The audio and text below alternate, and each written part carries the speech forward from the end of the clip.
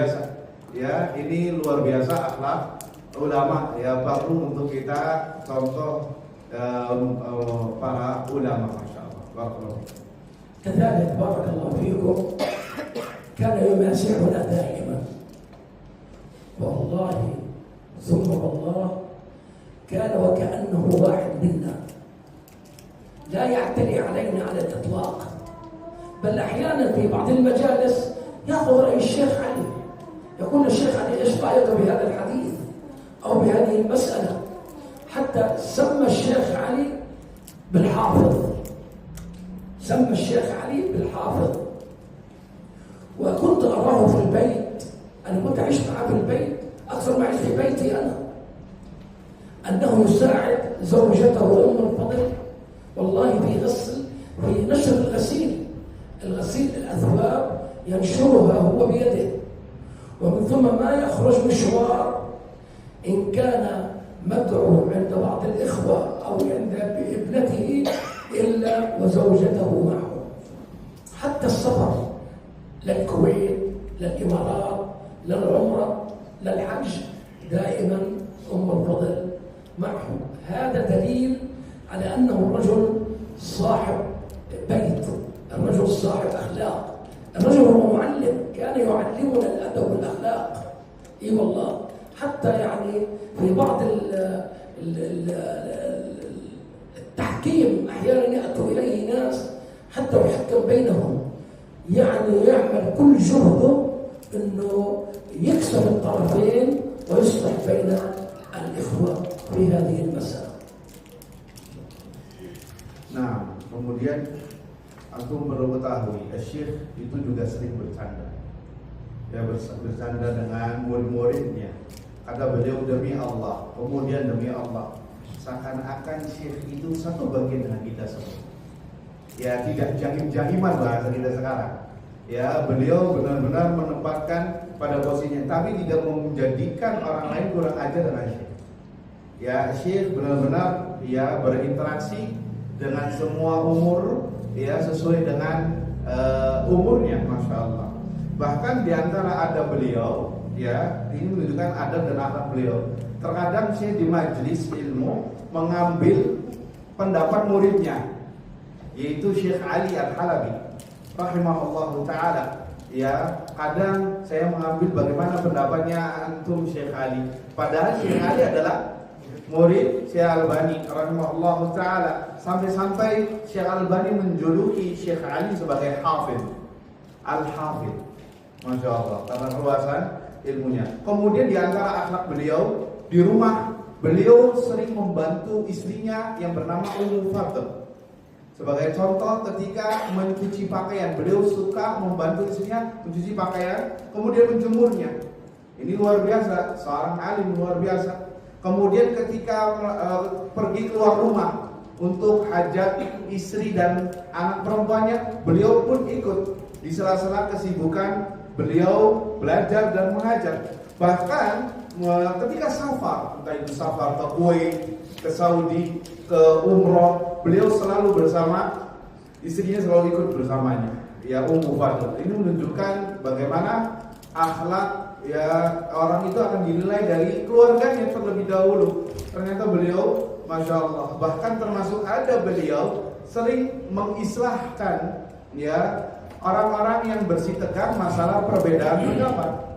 Ya, itu diislahkannya di mana? Di Syekh Albani rahimahullahu taala, sehingga berdamai di hadapan Syekh Albani. Ini menunjukkan semua sekelumit ini bagian kecil tentang adab dan akhlak beliau yang luar biasa, rahimahullah rahmatan wasi'ah.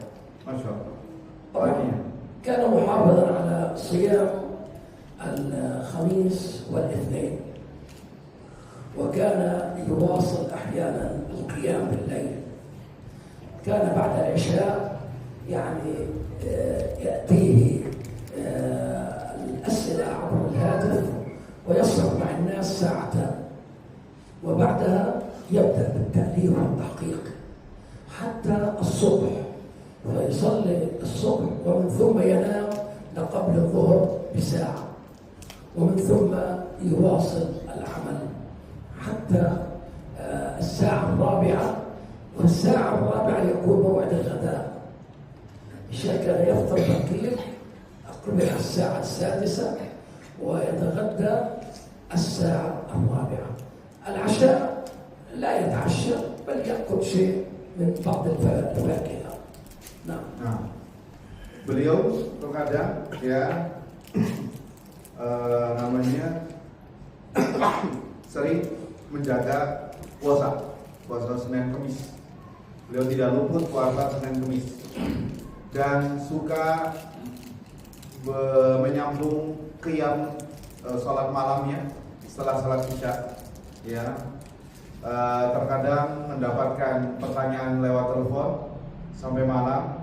Kemudian setelah itu beliau tutup acaranya dengan sibuk mentaklif, menyusun kitab, ya, sama tahqiq, ya, mentahqiq kitab, ya, seperti meneliti kitab sampai subuh, ya, sampai subuh. Kemudian baru setelah itu, ya, setelah subuh melakukan aktivitas sebelum zuhur 2 jam, mungkin tidur sesaat. Kemudian melanjutkan aktivitas dagangnya. Kemudian beliau kadang makan siang jam 4. Ya, karena saking sibuknya. Kalau makan malam beliau terkadang nggak makan malam, kecuali hanya yang ringan saja seperti buah-buahan. Seperti itu. Ini 10 menit tentang Syekh Al-Albani rahimahullahu ta'ala. Nah, ذكرت الآن بعض المواقف أثناء الاتصال عن طريق الهاتف. يتصل بعض الناس ويسأله عن حديث الاستخارة. فمرة امرأة تسأله عن صحة الحديث فقال لها صحيح. قال طيب يا شيخ ماذا يقولون بهذا الصلاة الاستخارة؟ قال يقول بدأ اللهم قد انتظر يا شيخ انتظر أجيب ورقة وقلم. آتي بورقة وقلم. ذهبت وهو على الهاتف. هذه أخلاق. اي والله. يذهب بالقلم المرأة تذهب وتكتب. تقول له يا شيخ تفضل. يقول لها اللهم تعيد الكلام. تقول له انتظر يا شيخ. ينتظر حتى انتهى من صلاة الاستخارة وهي تكتب على راحتها. وصدر نفس الرواية مع مجموعة رجال يجلسون على الهاتف ويسألون الشيخ نفس النظام، وهي موجودة مسجلة عندي على الكسب أو في دروس الشيخ. نفس الكلام الذي أقوله. من يفعل هذا؟ الله أكبر. Nah, di antara sikap beliau yang menunjukkan tentang akhlak beliau yang luar biasa, ketika terjadi tanya jawab lewat telepon, ada seorang wanita bertanya tentang kesahihan derajat hadis istikharah. Dan antum tahu bagaimana doa istikharah ini panjang. Intinya Syekh mengatakan hadisnya sahih. Akhirnya Syekh ini ingin seorang wanita tadi mengatakan, "Tapi ya Syekh, kalau seperti itu boleh antum tuliskan doa istikharah." Syekh mengatakan, "Baik, saya akan kasih jawaban lewat telepon." Kata wanita tadi, "Sebentar ya Syekh, saya ambil pena dan kertas dulu saya catat." Ditunggu sama Syekh. Sampai beberapa saat kemudian datang lagi wanita tadi, masih dalam telepon. "Sekarang coba tuliskan." Maka Syekh mentalkinkan doa istikharah satu persatu dan wanita tadi menuliskannya sampai selesai. Dan Syekh begitu sabar, tidak mengeluh dan tidak apa. Subhanallah, ini menunjukkan akhlak Syekh Al-Albani rahimahullahu ta'ala terhadap penanya yang bertanya. Kemudian juga permisalan yang seperti ini, cara yang seperti ini banyak dilakukan orang-orang yang bertanya lewat telepon dan dengan cara yang sama. Syekhnya bersabar ya sampai orang itu benar-benar menunaikan hajatnya ketika nelpon terhadap Syekh Al-Albani rahimahullah ta'ala, dan itu ada terkumpul ya di semua rekaman yang saya kumpulkan, kata Syekh hafizahullah ta'ala. Ada lagi? Nah, Assalamualaikum Syekh. Sebelum bertanya, saya ingin mendoakan semoga Syekh dan keluarga mendapatkan rahmat dari Allah Subhanahu wa taala. Ya Syekh, saya ingin bertanya apa yang disampaikan oleh Syekh Albani pada saat dia hijrah atau ke Urdun, apa awal dakwah beliau yang disampaikan ke Urdun. yang pada saat dia hijrah ke Urdun, apa yang disampaikan oleh Syekh awal dakwah beliau pada saat di tengah-tengah banyaknya perbedaan mazhab. Yes. Baik, saya lihat dulu beliau ahlikum Jazakallah khairan. ar-rahmah wa Amin. al-firman. Kemudian thumma sa'id yaqul ma hiya awal khutwat Syekh Albani yad'u an-nas fil Urdun ba'da hijratihi min Dimashq ila Urdun. Ma hiya awal khutwah da'wat Syekh ma anna fil Urdun fiha ahzab wa al-afkar يعني غير سلبية. هو بارك الله فيك، مجالس الشيخ الألباني مجالس عامة، يعني بمناسبات يأتي مثلا الشيخ علي الحلبي ويقول الشيخ أريد أن آتي أسهر عندك الليلة، فيأتي مجموعة من الإخوة 10 15 20 شخص.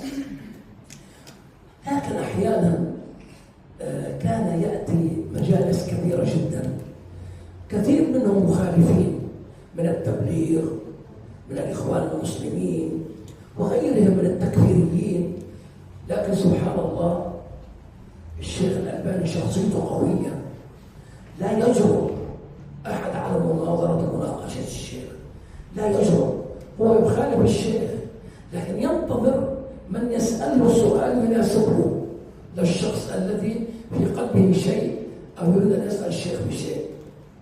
فكان ما شاء الله يعني اسلوبه طيب، وحتى يقول من بعض الاحزاب الاسلاميه مثل الاخوان المسلمين لا تجلسوا مع الشيخ الالباني، يقول لا تجلسوا مع الشيخ، يقول لمن؟ لرعاياهم. احدهم يقول ليش نجلس معنا نتعلم؟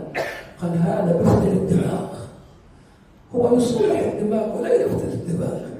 فكان يحذر رعاياهم الإخوان بالذات وحزب التحرير أن لا يجوز مع الألباني. Jadi awal intinya bahwa Syekh Albani majelisnya itu untuk umum, majelisnya untuk umum. Ya, awal-awalnya datang dengan kepada Syekh Ali ke rumahnya, kemudian yang hadir hanya beberapa orang saja, 10. Ya, tentang pertanyaan-pertanyaan umum. Dan ahyanan dan terkadang beliau memiliki majelis seperti majelis tabligh akbar gitu, majelis yang besar ya, yang hadir subhanallah rata-rata adalah orang-orang yang berbeda mazhab, yakni tidak di atas manhaj salaf. Bahkan yang hadir itu orang-orang jamaah tabligh, ikhwan muslimin, hizbut tahrir ya, dan yang semisalnya. Dan tentunya Syekh Albani ini kata beliau saksiannya qawiyah. Apa arti saksi ya bahasa Indonesianya? Pribadinya itu memang kuat, disegani, sehingga orang-orang yang berseberangan ini nggak berani bertanya, nggak berani memancing. Kenapa? Syekh Albani ini orangnya kuat dari segi ilmiahnya, sampai ya bukan musuh ya, orang-orang yang tidak sama dengan Syekh Albani itu segan.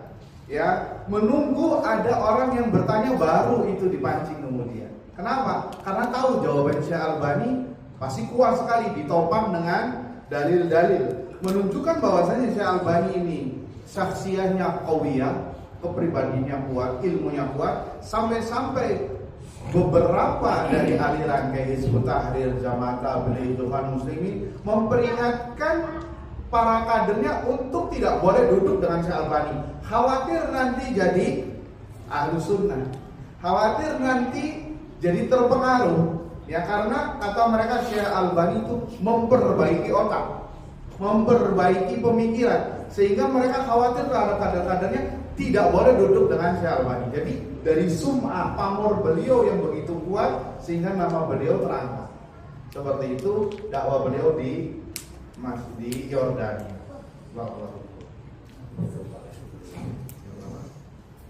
selesai.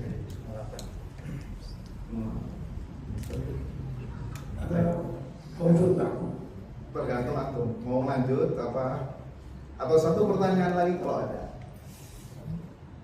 Jika ada yang mau bertanya, akhir soal mungkin. Nah, fadhal. Nggak ada yang nanya lagi soalnya. Akhir soal.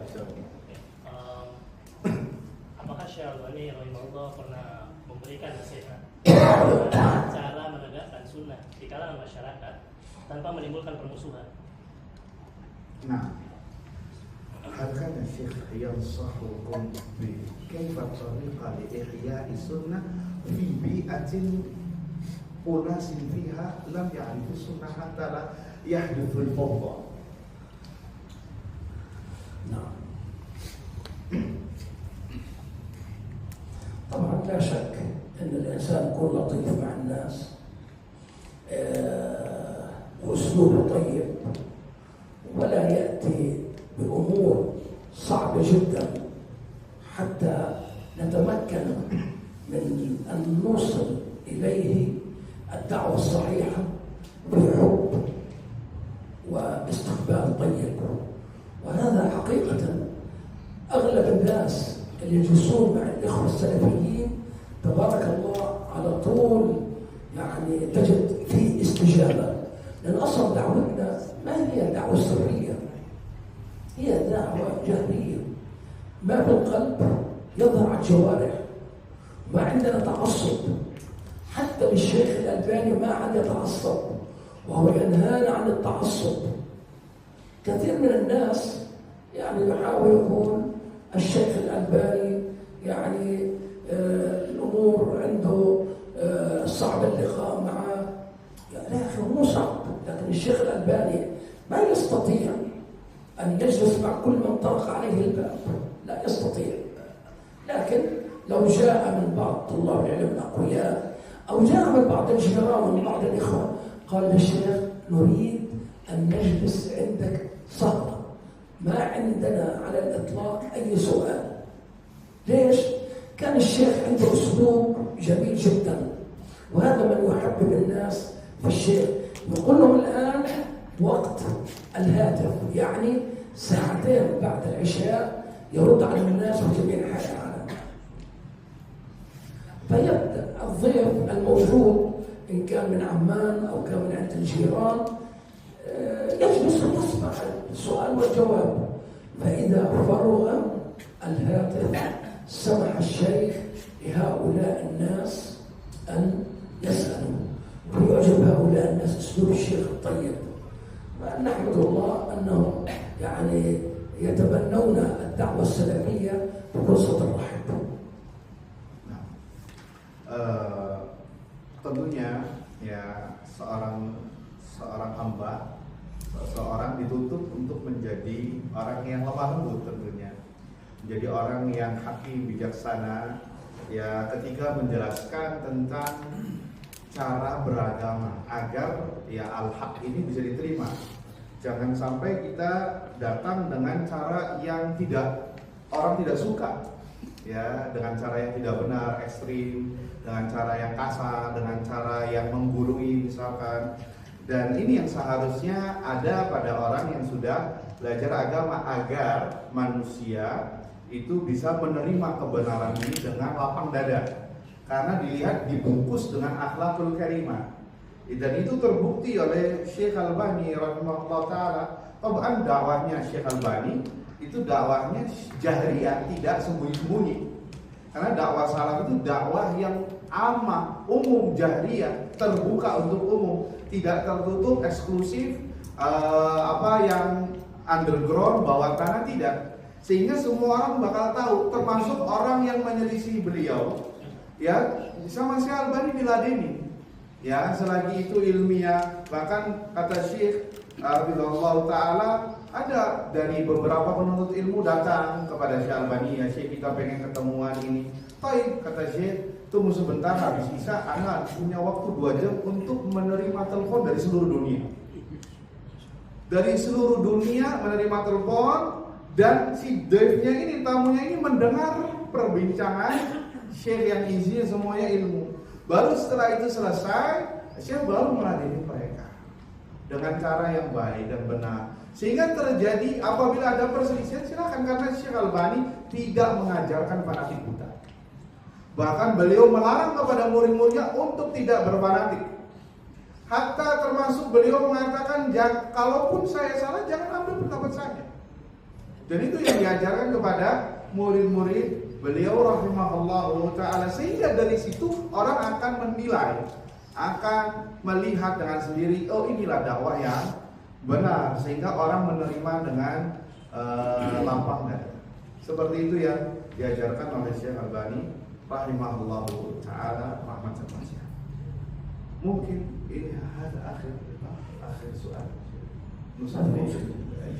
تمام هذا آخر وصلى الله وسلم وبارك على محمد وعلى آله وصحبه أجمعين. Dengan ini selesai pembahasan. Semoga apa yang disampaikan bermanfaat, yang disampaikan oleh Syekh dan bisa kita tuangkan dalam kehidupan kita sehari-hari. Wassallallahu ala nabiyina Muhammadin. Alhamdulillahirabbil alamin. ليصلك كل جديد لا تنسى الإعجاب بالفيديو والاشتراك بالقناة وتفعيل الجرس تشجيعا لنا لنستمر بنشر المزيد إن شاء الله.